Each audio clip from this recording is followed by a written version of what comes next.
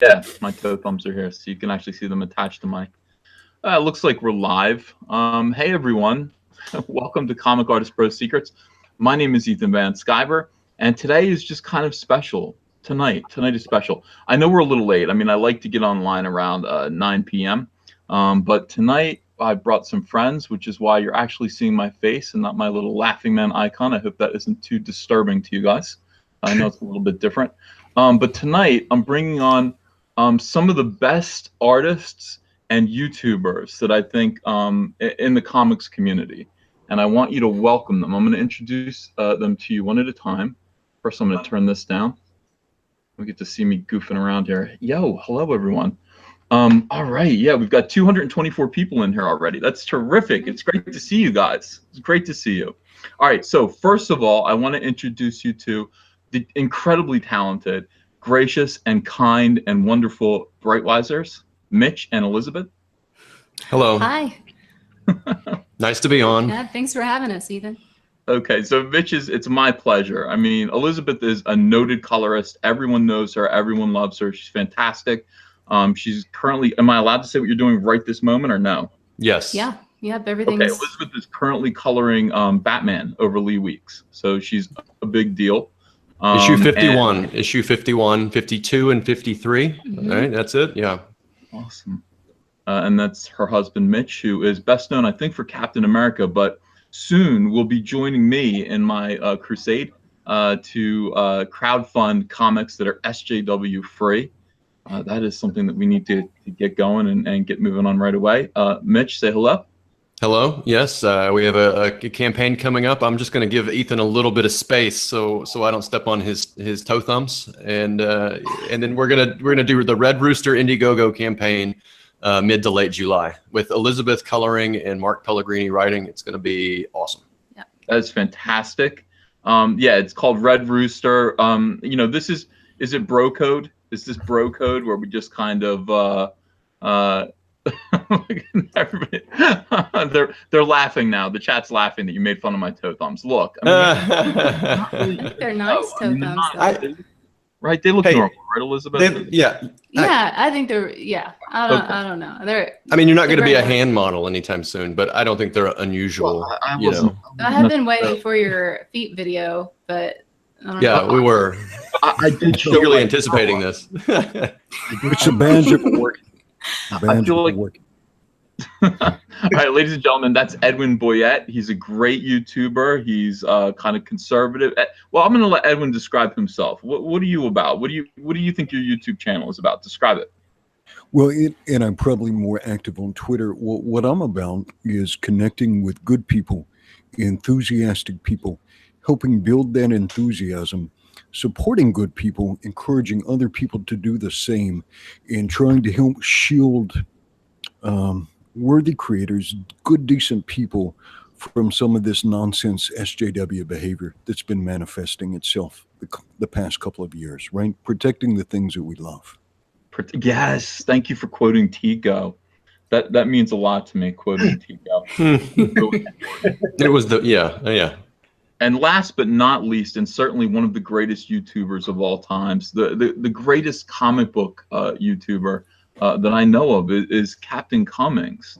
If you're not listening to Captain Cummings, you should definitely subscribe to his channel. Most people already are subscribed to his channel. He's been doing this longer than anyone. I think he was the first one to actually suss out, recognize, and diagnose what was going wrong with comic books, and everyone else kind of followed him along. So ladies and gentlemen, can we call you Paul? Paul, yeah, I'm from Florida. The great Paul has a nice ring to it. I don't know about you guys. I told my friends when we were overseas, yeah, they're calling me Paul, and he was like, one of my friends was following me on Twitter, and he was like, why are they calling you Paul? They were all confused. Because they just goof up names, and then we kind of run with it, don't we? I mean, I'm Uncle Evan half of the time, or whatever. Edward. You know. It's all good. It's all fun. I'm so happy to have you all here. These are my friends on Twitter and in real life. These are people who are pretty ride or die. These are great people, and it's really nice to have you all on Comic Artist Pro Secrets tonight to discuss this idea that has really taken hold in comics. I mean, things have changed over the past 4 years. What would you say? Like 4 years, this has all kind of started. We have noticed that, not unlike what happened with video games, comic books have been taken over. The comic book industry has been taken over by far left-wing weirdos. And by the way, they're the most vile, hateful people. Just you kind of mess with them on Twitter a little bit. Just talk to them a little bit, and you'll get a sample of the kind of vitriol that I refer to. They are influencing the culture everywhere that you look. They are in comics, and they're ruining comics. They ruin everything that they touch. Now, we have pushed back on this. I think I'm the only professional to first step out of the box and just say, hey, no, stop this right now. In the hopes that kind of others would be brave. The Breitweisers have endured abuse and harassment, the kind that can only be understood by me and a few others who have dared to kind of cross paths with the far left in comics. I want to ask Captain Cummings, when you first noticed that something was going wrong with comics, what started your channel out? I mean, you notice some things, that was going on. You're like, well, it's not every book. And then you started to see it like happening in the books that I liked reading. And then so I started branching out and reading more books and, picking up this one and picking up that one. You were like, wow, it seems to affected like the majority of the books going on, And so I just started talking about it, and people responded to it, and I was like, maybe I'm actually onto something, Yeah, it was just weird. What was it? What was it that you noticed? Do you remember an instance? Do you remember one thing, one special thing that really kind of set you off? I would have to go back and probably think about it, but it was just a lot of stuff. I think what really hit it hard was, they changed Thor into a female, and it's like, well, that's not a big thing on its own. Mm-hmm. But then it's like, then Wolverine becomes a female, and then, it just kept going down the cycles to where it seemed like every single character that's a big name person was getting replaced by like another character. And then you have nobody that's like an all-star representing its own book. And then you started reading the books and the quality wasn't there.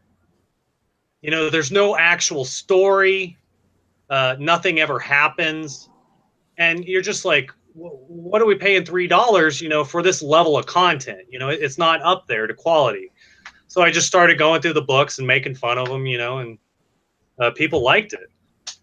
Edwin, what do you think caused this? What do you think, from your perspective, actually caused this idea that some of these characters need to be gender swapped? We need more diversity in comics. What caused this? Well, I think that's a two-part answer. One part is people have valued political ideology or a type of political ideology over storytelling, over fan service, over creation. And the comics are a medium for them to be able to express this particular ideology. I've seen it in a couple recent titles where there is essentially overt Marxism being propagated in the comic books, and I don't want to dime out any creators or any stories like that, but it's overt in mainstream Marvel titles. Two, I think people have used it as a weapon or a methodology to shoehorn their way into the industry, right? Because nobody's going to outdraw Ethan Van Sciver. Nobody's going to outpaint Mitch Breitweiser or outcolor Betty. But if they can wheedle their ways in through these coercive and these guilt and shame mechanisms, And once you get a critical mass of this in any particular industry, it tends to feed on itself, and it does not tolerate any sort of actual diversity of thought or perspective. It becomes this ever accelerating ideological purity spiral, which will push out all rational and good acting people. And it's kind of like the Lord of the Flies between these various identity politic ideologues, right?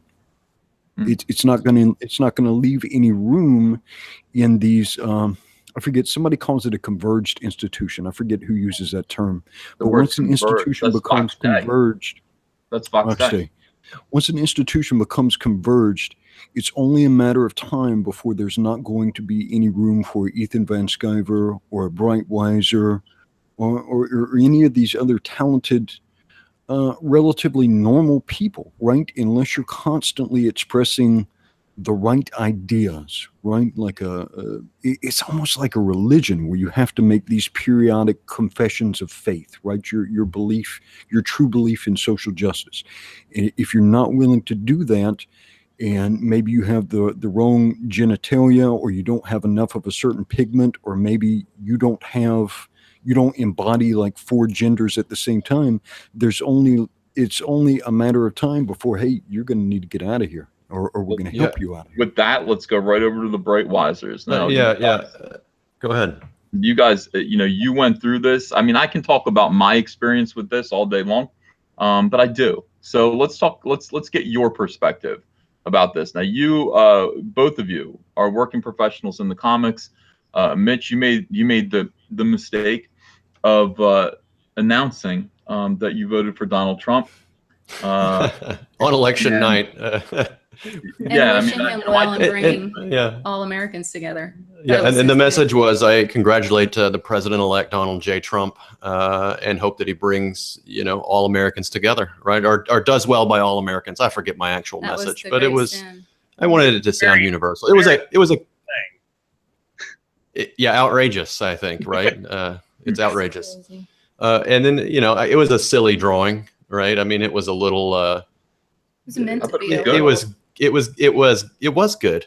I'm proud of it. Good. Yeah. And it was funny. It was funny. It's meant to be a little tongue-in-cheek, kind of fun. Yeah. I put a sun dais behind his head. I mean, how's that not funny, right? The guy's no saint, and he's holding a sword down in a defense posture, right? In kind of a Byzantine, almost crude drawing in many ways. It was a laugh, right? I mean, I was laughing and smiling when I drew that, right? And the reaction was just so outrageous. And it blew up our world. Yeah, it blew up our world. From yeah, being loved in this industry and respected by everyone to just, people that we used to, sit at conventions with and, share wine and break bread and have a good time and gotten along with for 10 years suddenly just cut us out of their lives and labeled us horrible names and, Yeah, it was a hellish, it was really kind of hell there for at least 6 months. Definitely, I mean, really for all year, really. But then we, the tide, there was no support. There wasn't much support. We had some nice notes from creators. I'm not going to name any names. We had some callous things in our way by other creators. It's not, my role to expose anybody or say anything. But what kind of crazy world is it where you have to be wary of thanking people, where you have to be wary of expressing thanks because there will be repercussions for people? This is upside down. Yeah. And just hoping that the whole country can be unified again after such a nasty election cycle. Yeah, and then just to be torn to shreds. If Hillary Clinton got, that you could hope that she does a good, I don't like her, but I would hope she does a good job. Well, yeah. Right. I would have everyone fired if Hillary got elected. Make no mistake. That would have been my thing. I would have found out everyone who voted for Hillary and I would have gotten them all fired. Yeah. Mission. Get everyone fired. And that's what's crazy. That's been their mission. You have people at high levels. I don't know how much I want to say, but pretty much said that's what they want to do. If you voted this way, we'll remember you're not you. welcome. And that's the thing. I've actually, my mom taught me never to speak politics, religion, or money in polite company. And, Well, this isn't polite company. Yeah, don't have to worry about that. But you know, as a representative of publishers and my colleagues and these readers, I really wanted to be a good representative for a universal audience. So I've never, I mean, I differ from Mitch a little bit. I never ventured into that. So people don't even actually know my politics. They just attack and assume, you know, just based solely off what Mitch has put out there. That sounds a little sexist to me. I don't know about you. And that was just wild to be labeled all these things, and people don't even know what I really think, and you know, and never even asked. They don't care. I think you have a few people, and it's not everybody, and it's not everybody on the left, for sure. But you have a few real extreme, strange people that are bent on destruction, that derive pleasure out of causing pain in people, and just want to see the world burn. And or some people want to see our world burn. We have a lot of friends too, I think, that do support us and came in, you know, and behind closed doors to support us, but they were silenced and everyone's scared. Yeah, I think, and you know, and people, this is crazy. A world where people write you and say, "Hey, I'm scared. I'm really sad what you're going through, but you know, I can't say anything publicly," right? I mean, because that's just, dude, that is not the America I grew up in, like, at all. I mean, it's comic books. That's what's so crazy about it. Crazy about it is like the level that they these same people will scream and shout about from the McCarthy era of Hollywood. Yeah, where it's that same sort of mentality, but flipped the other way. Mm-hmm. Now you can't be conservative and work in media at all. Other way, it was like you couldn't be a communist and work in Hollywood was the whole thing. This now it's like you can't even vote for, you can't even congratulate the president at all. Right. Yeah, and it's the same kind of issue that would occur, right? Because it's the reason that was bad is because you have a purity test, right? Mm-hmm. And once you have an ideological purity test, then you have like a purity spiral. And where does it end? Well, I mean, you have this issue with J. Scott Campbell that happened the other day where, you know, he's a pretty liberal fellow. He's always been nice to us and kind to us. He actually wrote us a nice note after all that stuff happened to us. He wrote us a private note and of encouragement, and he's always been nice to us. And then you see him getting the brunt of these attacks. He's kind of a liberal guy. But he failed a purity test at some point, and now he's in the thick of it. Well, the reason why is because SJWs are like parrots, and parrots, you know, if they need wooden toys to destroy at all times, their cage needs to be filled with things to destroy. And if you don't give them something to destroy, they start to destroy themselves. They start to pull out their own feathers. They get bored. They get hostile. They start shrieking and, you know, messing all over their cage. You need to constantly give them something to chew up. So when SJWs run out of things to chew up, you know, are you done chewing me up for a little while? You done chewing up the Brightwisers? You're done chewing up diversity in comics? Look, let's go chew up one of our own. And that's, by the way, a warning for all of them to stay in line. And it's incredible. I don't even like J. Scott Campbell. I think he's a dick. But you know, seeing what happens to him right now, I actually feel terrific sympathy for him. He does what he does. He produces cheesecake, fun artwork of pretty women. He's always done that. And it just seems like people are looking for any excuse. Here's what it is. What it is that for a moment, you get to these small people get a moment of stature, because when they say something like that about J. Scott Campbell and force him to defend his own artwork, defend his own work, you know, at the cost of being a racist or a sexist or a bigot of any kind. They even called him a pedophile. You know, suddenly that makes you pretty powerful. That makes you pretty powerful when you actually are forcing someone like J. Scott Campbell to defend himself. You, this little whatever you are from wherever you're from, you're in the limelight, and you have to answer those charges. I mean, that's what it feels like. You have to answer those charges. And we need to create a world where you can just tell these people, excuse my language, to shut the fuck up and never answer for anything. Never apologize to them. Never explain yourself. Never do anything like that. Just ignore them and let them go back to pulling out their own feathers. That is the only answer to all this, and that is why Comicsgate needs to actually acknowledge itself and accept that mission. We have to change things, because this isn't just about political correctness gone amok. This is about the destruction of the comic book industry. You know what else it's about is telling the next generation of artists that this is a place for them, right? That they don't have to meet some type of purity test, or they have to like be completely silent about who they are or what they think or whatever. That you can be an artist and perform in public. You can be a humorist like yourself and perform in public, an artist humorist, and you can be yourself and be accepted and have people and the joy that you bring other people.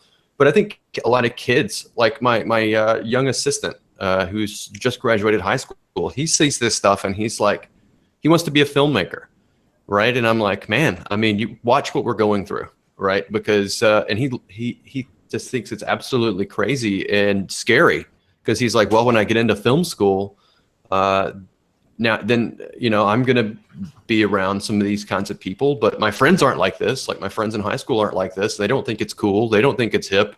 But we see he sees what happens to us and what happened to you, Ethan, recently, and he's a fan of yours as well. And he's like, it's scary. It's scary for these kids, and that's not cool. And I think that's our real mission here is to create a place for the younger generation. Where they can say, hey, I want to compete. I want to excel and be excellent, like Ethan Van Sciver and Elizabeth Breitweiser.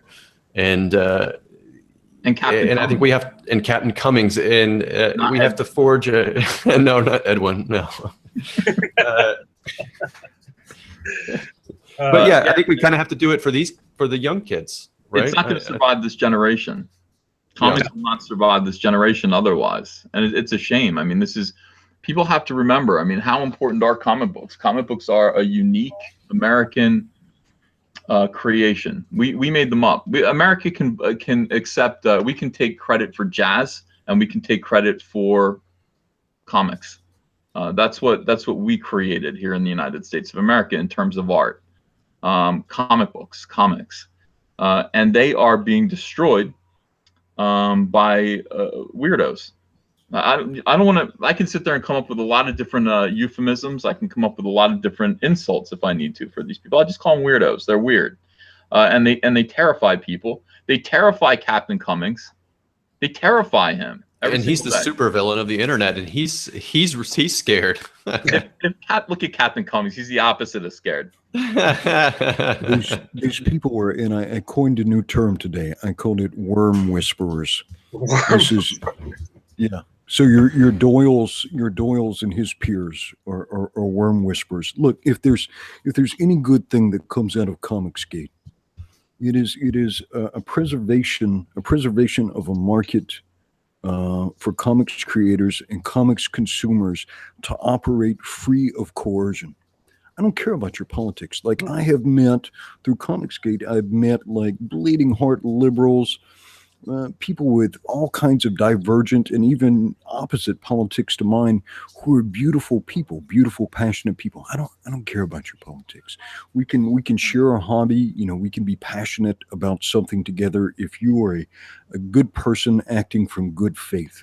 But what I want, if anything else comes out of Comicsgate, is to create this space where creators are free to create their products with support from passionate fans, and to create these works of art or these works of beauty in an arena or a space free of coercion, because that's what the SJWs seem to be about, trying to force people by shame methods or by whatever, but coercing people, making them bend the knee or kiss the ring, right? Yeah. And it's all very hypocritical. You guys would be surprised just even in I had to cancel my Facebook because I had too many people following me that I know I collected over years. But you'd be surprised the people that would that sent me threats. I mean, rape, all kinds of stuff. And you would look at their profiles, and they pretend that they're, you know, feminists and for women and for the little people, but I guess only, you know, if your husband didn't vote for Trump, or you know, it's just bizarre and scary. Well, that's the industry that we find ourselves in now. So, I went through quite a lot. We're all still going through stuff. These people have made, you know, working in comics uncomfortable. And listen, all I want to do is draw comic books for people. I don't want to socialize. These people are like, don't you understand? These people all hate you. All of your peers hate you. I don't care. I don't want to hang out with any of you. Do you see me hanging out with my peers? I don't do that. That's not what I do. I hang out with my family. I have normal friends. I'm just here because I'm an Eisner Award nominated. Okay. And by the way, Eagle Award nominated, Wizard Fan Award winning, and what's the new one that I won? Fan Award. We're fan favorite artist. What was that? Yeah, favorite. I forgot what it. That's embarrassing. I'm so sorry. Critical Blast. Critical Blast. Thank you. Okay, so Critical Blast, best artist of 2017. I would like to be able to just draw comic books for people that want to read them, and apparently people do want to read my comic books, and people do want to read comic books by the Brightwisers. So, who are these blue-haired land whales? Who are these effeminate little weirdo Buddy Hollies with long beards? Who are these people that are getting in the way? Who are these people that are threatening the middlemen between me and you guys and fandom? Who are these people? We need to identify them. We need to point them out. We need to shame them, and then we need to beat them. And that is precisely what we are doing right now. We have discovered and created a model. And by the way, we've got 1,400 people watching right now. Oh, wow. That's the kind of interest level that this topic has. Somebody just said Mark Waid is a national treasure. I'm kidding. And he paid $2 for the privilege of saying that and getting that read aloud. He paid for that. You're absolutely right. You are kidding. Mark Waid is not a national treasure. But listen, I mean, this is the situation. We do at this point need to find a way to get our beautiful, amazing, soy-free comics in front of the people who want to read them. That is my mission statement at this point. I have changed everything. I can tell secrets right now. I'm not going to tell them. I've made a decision to go the direction that I'm going. I've made a decision. Okay. Other stuff has just happened where new opportunities have opened. I am staying the course. I'm staying absolutely the course right here, because this isn't just for me. This can't just be for me. I do have a voice. People do listen to what I say. I am beloved and hated like no one else in the industry. I need to kind of do what I'm doing. And then I need to try to help with your guys' assistance. My God, Captain Cummings, the influence that you have had, the positive influence that you have had. Don't listen to anyone who ever tells you otherwise. The positive influence that you have had for fandom, for real fandom, cannot be quantified in any way. It just cannot be quantified. Mitch, Elizabeth, what you guys are going through, I mean, the tears that I'm sure that you have shed, because we've shed them too in my house, me and my wife, terrified. Yeah. Nights that we couldn't sleep, restless. It doesn't show, but losing weight was bigger than this. Not fair. No, I think Elizabeth slept like 4 hours last night. Really? Yeah. Well, I made this post late at night we were kind of up working late anyway, and then I made this post before I went to bed that kind of blew up on Twitter today, and it was just a kind of a thing of a thank you. It was a thank you for this community that has sort of manifested under our feet over the last, basically 4 months. Like, amazingly, it's like we walked out on a limb not knowing what was underneath our feet, and then just we can see this audience coming together, and we know they're going to catch us. And so I'd committed, I had said this on my show this morning, The Last Comic Book Artist. It's my YouTube channel. So we were talking about this morning. I had committed maybe 7-8 months ago to doing the Red Rooster regardless. And then I just ran into Elizabeth discovered Mark Pellegrini, who's helped me write the whole thing. I was going to do it on my own anyway, and I was so intimidated. I was totally scared to do this on my own, but I knew I could not turn back and go any other direction. And then just venturing into the unknown and watching this audience come together and watching the support come just for, coming out and taking this creative risk. And knowing that guys like Edwin and Elizabeth and Ethan, you had our backs on this. It's just been awesome. Yeah, we've been in the darkness so long. Let me reintroduce everybody for a minute, because the audience has grown. Okay, since I made the introductions, this audience has doubled, tripled, quadrupled, and people are saying, people said, Uncle, who are these human sunbeams, Uncle E? Let me reintroduce everyone. Okay, just so that you guys in the chat know who's talking.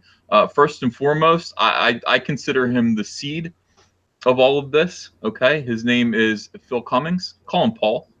He doesn't mind being called Paul. You can call me Evan. You can call him Paul. He is Cap'n Cummings on YouTube. If you are not subscribed to Cap'n Cummings, it's Cap'n, like Cap'n Crunch. Yeah. But if you have not subscribed to him, he is the seed that started Comicsgate. He is the guy who first noticed what was going on, and everything that's come since. I mean, Diversity in Comics, myself, these other great YouTubers like Yellow Flash, Weaponized Nerd Rage, we're all copying him. That is Phil Cap'n Cummings. Say hello real quick. Hello. Thank you for having me on. It's a blast. It's a pleasure. It's an honor, to be, I don't know, considered the OG or whatever. I just like talking about comics. I just want to see great soy-free comics. This tofu stuff is getting on my nerves. He started this gangster shit. The motherfucking thanks he gets. Everyone is on to something though when I was, there was this sort of thing where you could never talk bad about anything. And when I started, pointing this stuff out, and people were like, "You're wrong for doing this," and it was like people that I considered my friends, I was like, "You're like throwing our friendship away just because I'm saying like obvious things that are like supposedly not supposed to be talked about. Like what's going on here?" So I was like, well, I guess I'm just gonna bulldoze right through this and make it happen, because I care more about trying to figure out truth than I do friendships that don't mean anything. If I can't speak my mind and be who I am, and you're just gonna throw that away, then well, you'll find that more people than agree with you than don't. And that is the fandom. That's the fandom that's in this crowd right now. We're up to 1,511 viewers at this moment.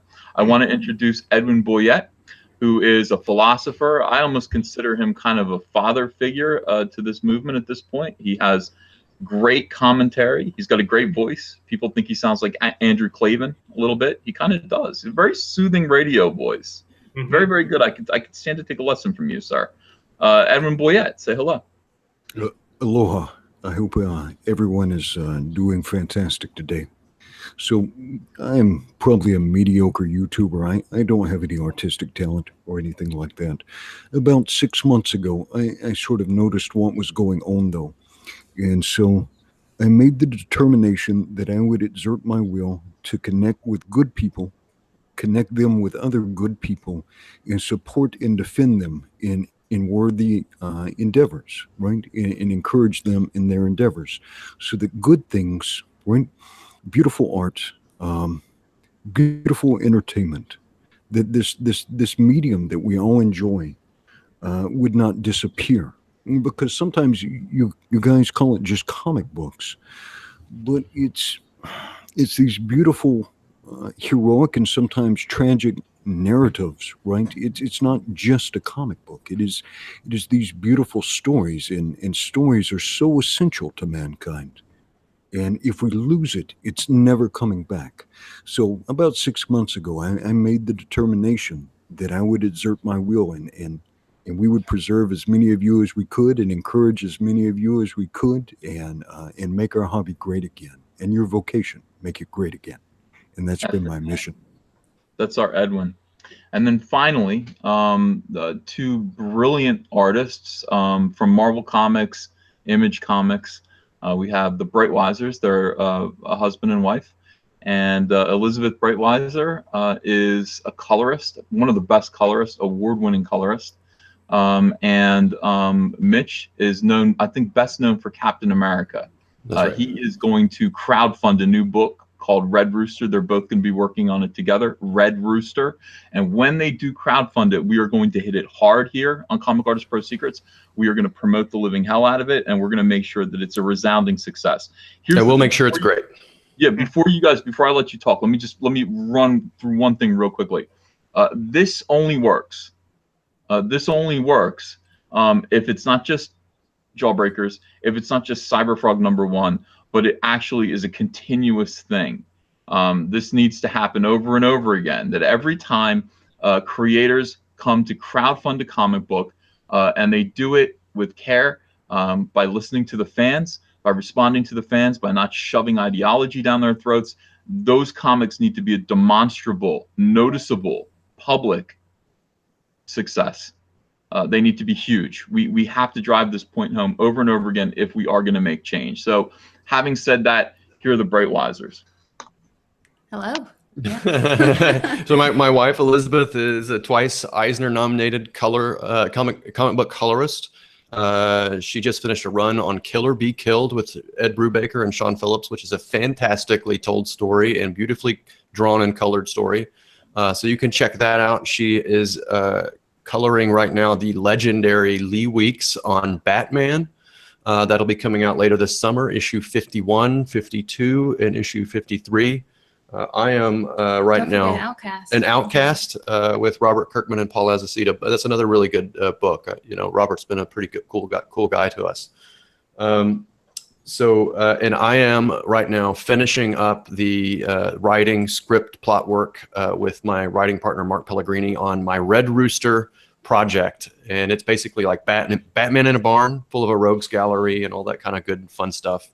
And it's a soy-free comic. Vance Guyver approved. And we're going to come to Indiegogo. I'm just going to give Ethan a little space, right? So we don't crowd him out. So it'll be a couple weeks after Ethan's done with Cyberfrog. We're going to hit Indiegogo and hit it hard. And we've been working really hard to create a great story for you guys. And I'm going to draw the hell out of it. And Elizabeth's going to color the hell out of it. And it's going to look great. And just a note on that, if Red Rooster campaign goes well, we have actually a really big announcement to make. If it goes well, we have a couple of really exciting things we'll be able to share with you. Yeah. Like Ethan said, like when you come out and show your support for these books, it's more than just like Cyberfrog, or it's more than just supporting Red Rooster. If the support is big for this, like we have other properties, and I've talked to other creators. There are cool things ahead. This is the seed capital for an amazing movement. Right, a renaissance in many ways is what we think. Yeah, I don't think comics can survive the way they're going. It is up to people like us who represent at least 50% of the audience. I mean, that's what's so wonderful about this, is that how could we lose? It's like 50% of this country feels ostracized, isolated, angry at the way they're being treated by the other half of the country. And all we have to do at this point with the disgusting SJW incursion in comics, these are disgusting, vile people. This is like, I swear to God, these people are right out of Satan's toilet. They're the worst people on the face of the earth. I hope I'm not underselling this. They are absolutely terrible. And all we really need to do is come out and say we're not them, and we aren't them. We aren't them. What did we do? What did we learn from their mistakes? R. Kelly wants to know why I'm yellow, because my whole room is yellow. It's the basement. The basement is yellow. I'm gonna paint it. I'm gonna paint it black. No, I won't. I just remember, when I was in the Navy, I lived in Hawaii as well. When I was in the Navy, I remember getting my bean burrito as a 20-year-old, a little bit of beer, because that's all I had in life. I look over and I see on the Navy Times, Captain America's, dying. And, 10 years later, I grabbed the comic, I got it graded right here. And that started, the passion of wanting, collect comics, read these epic stories. And, these people are stealing the passion that I wanted to get into. I wanted to stop drinking so much and partying all the time, settle down into my house, reading books, and they're trying to ruin my solo pastime that I have with myself. You know, it's just aggravating, upsetting. I already have high blood pressure, so they're killing me one day at a time. We don't want that. Now, is it because you cannot tolerate anything other than a white male in a comic book? Is that what it is? No, Why I don't mean, you I have Wonder Woman books. I have, you know, one of my favorite Avengers was Carol Danvers. I don't. That's not definitely not the case. Yeah, I mean that's what they're going to say. That is how they cover for themselves as they ruin comics. They just point the finger of scorn.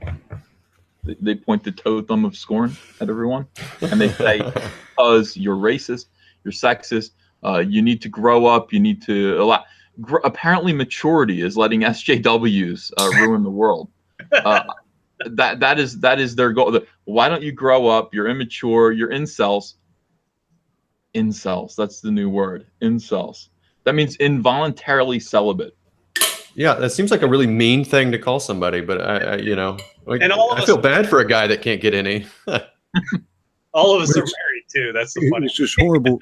It's just horrible. It's just and you'll see it again and again. It is this thread of coercion, and so I know your audience, Ethan, are full of beautiful people, and each of them have their own particular talents and their passions, and never let anybody coerce or intimidate you. You know, if I can convince you with a better argument, my example, or an elegant argument, that's fantastic. But this whole idea of coercing people and shaming people and making them feel horrible about immutable characteristics, or who they picked, who you chose for your parents, right? You chose the wrong parents.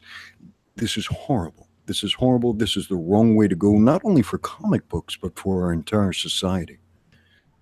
I do agree. Somebody wants, Edwin, just a moment of levity. Someone would like to hear you in your radio voice say, repeat after me when you hear me. Welcome, ladies and gentlemen. You are watching Comic Artist Pro Secrets. Welcome, ladies and gentlemen. You are watching Comic Artist Pro Secrets. That was great. I think Edwin needs a game show. He's really, really good. Like, he could definitely do the intros. And this guy says, we are also ready for Red Rooster. And you better believe they are. I mean, these people are ready to do this again. This is a statement that's being made over and over and over again until they get it. Until they get it. Cyberfrog right now, last I looked, was at $232,000. Wow. Nearly $250,000 in 2 weeks. Never seen that before. Never, ever seen that before. I mean, it's truly amazing. It is shattered records. And they will say all kinds of things. They will try to dismiss this and say that it's this, it's that, it's a fluke. Who knows? I heard somebody today said, yeah, but it's just people buying multiple copies. Who cares? Yeah, I've got a theory. I think it's because incels, since they don't have wives or girlfriends, have all this money to spend. Oh, I love it. And so they're just hooked on Cyberfrog. I think that might be it, right? I don't know. I'm only incel on Wednesday, isn't that right? I think your average comic could sell more if they'd stop buying so much soy milk, you know? Yeah, definitely. Yeah, cut out the soy lattes, gentlemen, quote unquote, and spend that money on comic books. And by the way, somebody said to me today, they said, look, you've raised $250,000 on a comic book that is going straight to you.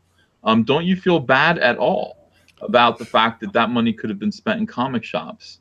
And my answer to that is, we'd like to have it spent in comic shops. We would like to have it that way. We would like to feel safe and secure in distributing our comic books the normal way that comic books are distributed. But we don't need to.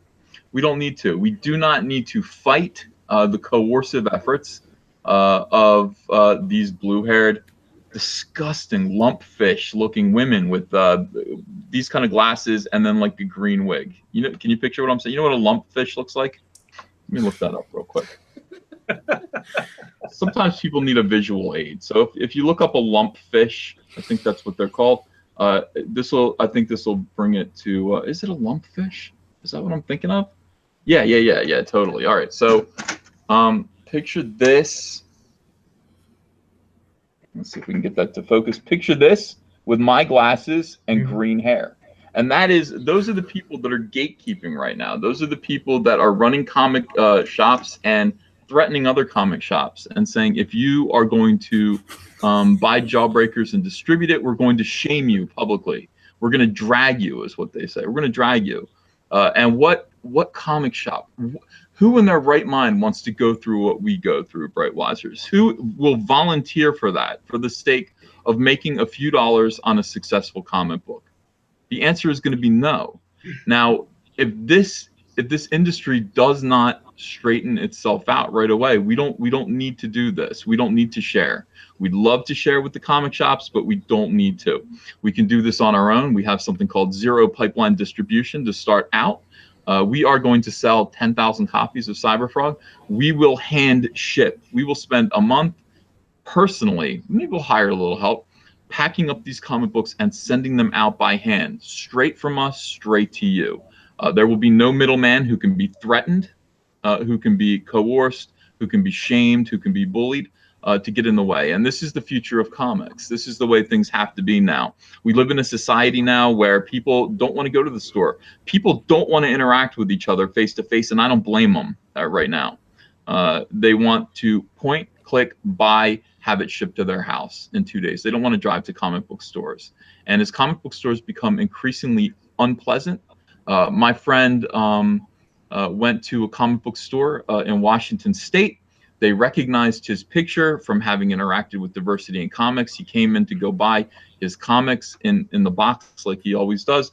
They humiliated him, refused his business, and threw him out of the store. Now, if that is going to continue and the comic book industry isn't going to do anything about it, gentlemen and lady, we will.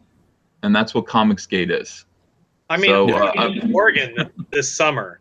Like, what do you think's going to happen if I step into a store and they go, "Oh my God, that's Captain Cummings. I know your voice. You're the supervillain of the internet," in Portland, Oregon. oh my I mean, God. that's basically the mecca of like soy boy comics, isn't it? Yeah. Well, you're not safe there. That's not a safe space. Portland, Oregon is not a safe space for the same person. I'm going to be there this summer, so it's like I can't go to a comic book store there or be completely silent the entire time. Probably send in, my wife to go buy my comics. They'll be running with the pitchforks. Mm-hmm. Yeah. We live in Little Rock, Arkansas. We grew up in Arkansas. And we have a couple great comic book artists here. But we tell people, like our family, like what's going on in our world and like what the last couple of years of our life has been like. And they're just like, what in the hell? They can't comprehend it. Yeah, they have like no They context sound for like it. crazy people. Yeah, and it's like, and like we're hurt, like we've been hurt and maligned, and Fearful for our livelihoods. And then our families are like, it's not everybody in our family, like they're getting it now, but when you tell them this up front, they're like, it's comic books. It's like, what in the world? Yeah, they really have no context for this at all, and what's going on, because like it's just different. It's a different world down here. Well, I think we need to actually do something about this and promote it more. I think we should make I am Comicsgate, you are Comicsgate t-shirts, and make sure that people have an opportunity to join this movement, to take this hobby back. It's either an industry to you or it's a hobby. It's one of the two. It's like you have the Comicsgate keepers and the Comicsgate crashers. I think it's kind of two camps there, right? You got the gatekeepers and the gate crashers, and the gatekeepers are really small people and small in number for the most part, right? And they're holding decent people in sort of a mental hostage situation. People that are afraid to step out and speak out and do bold things because they're worried they're going to lose their livelihoods. They got kids in college. They got bills to pay and all this kind of stuff, right? And so do we. Mm-hmm. But here we are. And and here is the audience manifesting before us. So it's really special. And by the way, audience, we love you. There's now 1,667 people watching, and I just realized that my computer is unplugged. So somebody vamp for me while I go around, cover for me, and replug in my computer, or else the battery's going to die, and that's going to suck. Well, you actually had a super chat, and someone asked me to say this. It's a brief passage, and it's war never changes. But what I wanted to tell the audience is this is a great hobby for us, a vocation for others. Beautiful stories, tales of heroism and tragedy. Don't let anyone diminish your joy, right? Don't let anybody take your joy away from you. And as we fight this fight and we wrestle with these people, still share as much of that joy as possible and show people as much respect as they allow you as often as you can. Yeah, I think that's great advice, right? I mean, that's what we try to do. We try to be respectful. And look, I'm imperfect. I'm not a perfect person. I don't think anybody is claiming to be. But we try to show people respect. We try to be open. We try to be encouraging, especially to the young creators that are coming up and looking for mentors, people that they can model their careers after and their lives after, in much the same way that I looked up to people when I was up and coming, right? And just be an encourager, and that's really where we try to come from it.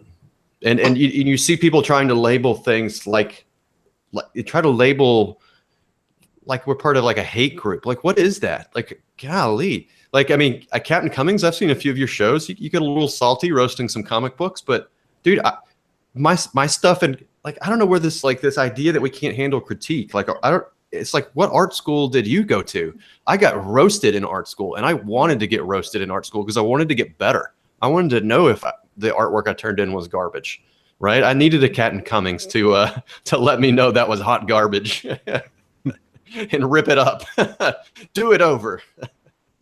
Well, yeah, and the thing is like, I've always had the aspect that, especially when you're really roasting somebody, you're usually like that person. You want them to do better.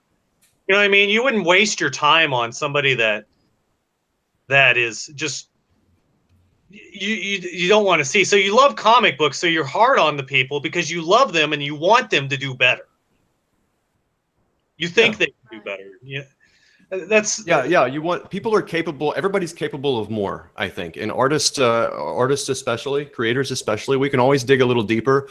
I think Ethan, when your back is against the wall, you turned it into an awesome channel, a huge audience, and a great book in Cyberfrog. I mean, I heard your pitch for it the other day on your channel, and it was impassioned and awesome, and I loved all the rich metaphors in it. And I think that's it. When artists and creators are capable of more, and we should be pushed and encouraged, right? And we should and when I think we can rise to it. We can rise to more. We can always do better.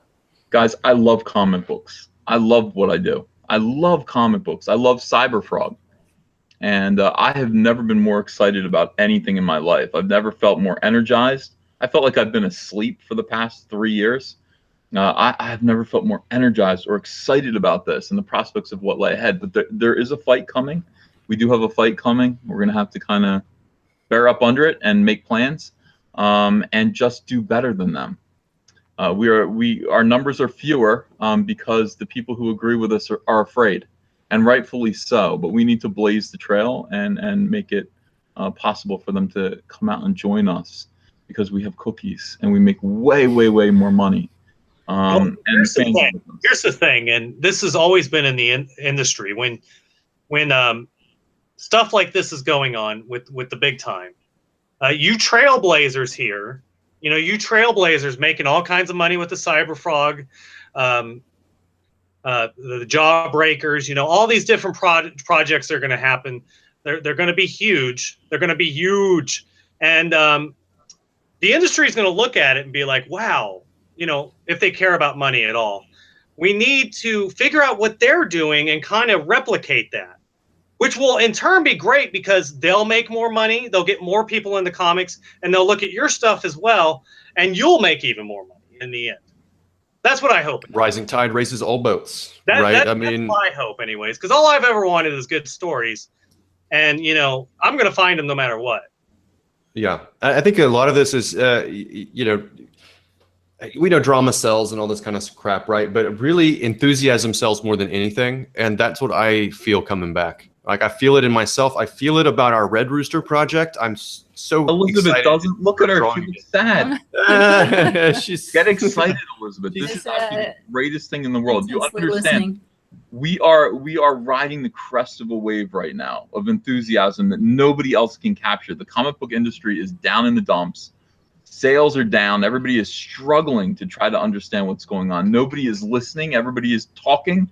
Everybody is scrambling, and everybody is trying not to get yelled at by SJWs. And that is the state of the comic book industry right now. Well, I sort of had this real. I mean, we had a wild day today, right? I mean, we had some of your audience probably didn't even know, but we had a wild day. We had like some Twitter drama crap going on or whatever, right?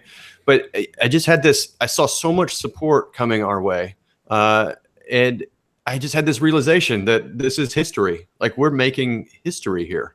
Without a doubt, right? I mean, it's bringing the enthusiasm back. It's bringing a new audience in. It's bringing the old audience back in. I knew so many guys that were big spenders in comics that walked away over the last 5 years, guys that would spend hundreds of dollars at the comic book shop a month.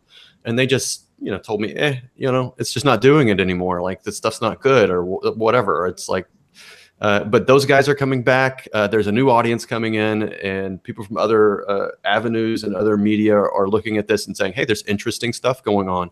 There's enthusiasm coming back, and that's what sells. It's not drama. It's the enthusiasm that sells. It's that energy that sells. Do you remember going into a comic shop and seeing those books on the shelves and having to have them all and being upset because you didn't have enough money in your pocket? Oh, yeah. All the comic books that you wanted. Do you remember that feeling? We can bring that back. We can bring that back, you know. I mean, we can make comics violent, sexy, fun again. We can make them naughty. We can make them subversive without being preachy. We can do all of these things again if we just ignore these weirdos. That's what it all comes down to. If we all make a pact to just ignore these people, yeah, they're going to say what they want to say. They're going to be abusive. They're going to write their little articles. They're going to harass, demean. They're going to be weirdos. They're going to call us names. It happens all the time. We just have to shut them out and focus on 1,652 people that are watching this chat right now, and they're buzzed by it, and they're excited about it. And it's like, yeah, they miss comics. They want comics back. And then the other half of this audience and all of the people that visit my YouTube channel, I mean, they're Star Wars fans at this point. They either gave up on comics a long time ago, or they never read comics, but boy, they could be convinced to. We need to grow this audience, not just retain the audience that we have and reinvigorate them. We need to grow them. We need to bring them over and show them why reading is great. Reading comics is fundamental, but it's great. It's a great form of escape from the nonsense that goes on in the world in your day-to-day life. You can adopt these superheroes that we're creating. They're still in their infancy. They can belong to you. They can belong to you because you pledged. You pledged to back Cyberfrog Bloodhoney, you pledged to back Red Rooster, you pledged to back Jawbreakers. They belong to you more than to anyone else. And when you get that comic book, you know it only exists because of you. And the next one is only going to exist because of you as well. And your word of mouth and your help and your interest. I love getting this fan mail. I can't wait to see the Red Rooster fan mail that's going to come in, the Red Rooster fan art. That is the I'm loving it. We're already getting some. Dude, we are getting so much fan. I had like several. I had maybe half a dozen pieces come in today, and they bring me so much joy. I love it. We're hosting an art contest. The winner's going to get colored by Elizabeth, and we're going to put it in the back of the book.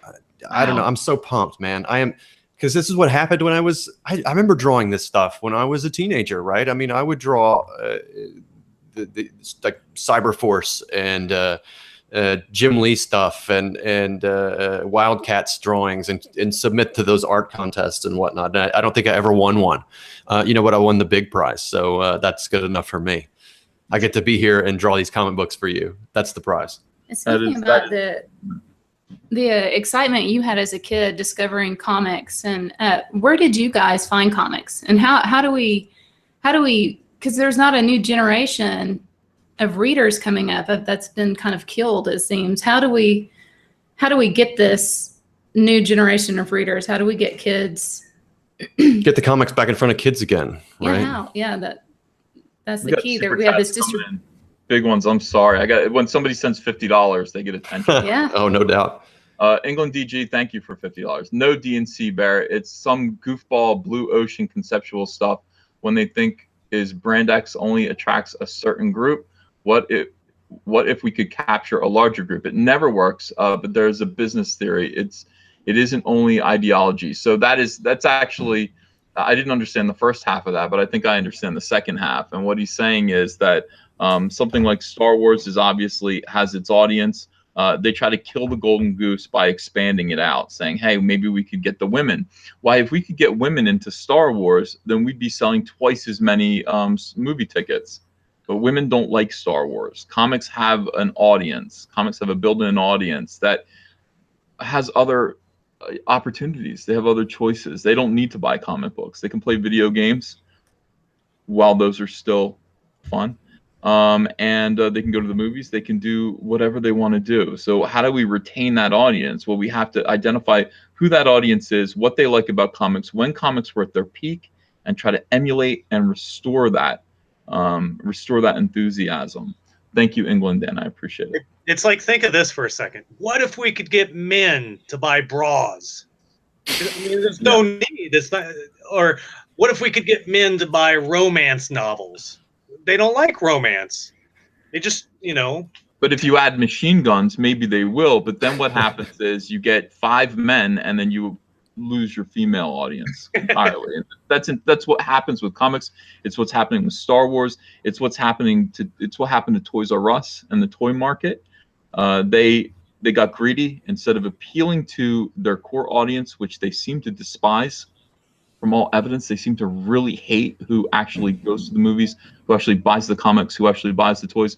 They would rather have a different audience. That different audience isn't interested, and instead they chase them away by trying to get this other audience. Is it something about a bird in the hand, I think, right? You can't possibly be all things to all people, right? Because then you'll become about absolutely nothing at all. But if you do the thing you're passionate about, and you execute it with diligence and talent, and you embrace and love your audience, right? And stay right there with them, there is absolutely enough audience for everyone we can imagine to be successful, right? Because that alone, creators who are willing to respond to their audience is almost a rarity now, right? Nobody else is doing it. David Deister, thanks for a $20 super chat. Have any of you seen my paper on my Marvel storyline Infinity Point? I put a lot of time and effort into this story, and I hope you enjoy it. And then CB Sobolski must die. No, he mustn't die. But thank you for the $20. No, I haven't seen it. I haven't seen it, David. I'm sorry. Have any of you seen what he's talking about? No. No. Well, you can share it with us on Twitter. I mean, that's why we have a DM box. Please do that. I appreciate your being in the audience. Yeah, absolutely. It is vital at this point to retain. Wow, Edwin, they're saying you'd make a great hypnotist. As an aside. By Cyberfrog. Mesmerized just looking at the chat. Yeah, so I mean, this is the thing. We need to find our audience again, find the enthusiasm. I think these properties will. I'm so excited about. Can I say the other name of the name of your other book or no? The Futurists. Oh, that book, yeah. I mean, I've been working on it in public view for some time, right? So I took this track many years ago because a lot of people work on stuff in secret and they keep it to themselves, and the publishers don't want them to talk about it until they're ready to promote it. And I thought, well, I have all these great ideas, but I want to test them in the public sphere and get people that are following me excited about the products and get their feedback. And so I just started developing all my content publicly. We write the stories in private, but I'll share the character drawings like as I make them, and make it kind of this fun, like universal experience. I'm putting some stuff on my YouTube channel, which is The Last Comic Book Artist, like The Last Jedi, but only a little better. Yeah, so The Futurist, we have that's been in development for like 10 years. You can go on my my Twitter, mbrightweiser, and look at all that stuff. There's a lot of enthusiasm about that too, and we're going to do something with that. If you got, that's for sure. We're going to tell a hell of a story with the Red Rooster, and it's full of joy and passion. And then we're going to do the Futurists, and we have some cool things in mind for that. I think people will be surprised. I can't wait. Curious Truth, thank you for $10. This is a great comment. The innocence, lightheartedness, and inspiration for individual heroics in our own lives, which comics have provided in spades over the years, as well as in other mediums, are well worth fighting for. Amen. And on that note, I'm going to let you guys shout out your YouTube channels and see if you guys, everybody in the chat, subscribe to these gentlemen and lady. Do you have a, Elizabeth, do you have a YouTube channel? I'm not a Twitter. YouTube, She's on, she does Twitter. Twitter. Follow Elizabeth on Twitter. Yeah, go ahead. Captain Cummings.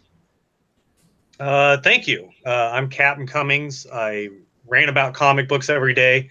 I review comic books on live streams, and I just show my collection off, you know, and appreciate the books as well. You know, that's what I like to do. He's the preeminent critic of Comicsgate and the originator of these thoughts that I think everybody has come to realize. And he's a great man. You should definitely follow his channel. And you've got Edwin Boyett over here. And so probably the best place to follow me is on Twitter and on YouTube. I like to guest host with That Umbrella Guy, who is also a fantastic, fantastic voice in our community. And then you could shout out your channel again too, Mitch. Okay, yeah, I'm on YouTube as The Last Comic Book Artist, and on Twitter as M Brightweiser, and my lovely wife Elizabeth is at Betty B, and that's BETTIE. Yeah, so show her some love on Twitter. Yeah, she's more famous and more popular than me. Hardly. All right, I want to thank everybody who showed up tonight. This was just an impromptu thing. I just felt inspired to bring these people into your attention. I know that this channel has toggled back and forth between Star Wars fandom and comic book fandom. Recent events have made me become kind of like more determined to bring things to your attention if you weren't aware of them. I appreciate you guys, like, you know, coming and visiting. This was a great chat, absolutely terrific. We will do it again. We'll have these conferences more and more as things happen. But thank you so much for coming, everybody. And I will see you guys tomorrow morning with the new video. And take good care. Bye-bye.